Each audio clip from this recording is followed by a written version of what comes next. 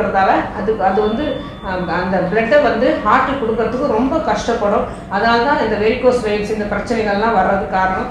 அதனால ரொம்ப நேரம் நிற்கிற டைம் இருந்தது அப்படின்னா, 1 மணி நேரம் நின்றுட்டு நம்ம வேலை பார்க்குற நமக்கு ஸ்டேஜ் இருந்தது அப்படின்னா ஒரு 10 நிமிடமாவது உட்காந்துடணும். உட்காந்துட்டு காலை கீழே தொங்க போடக்கூடாது.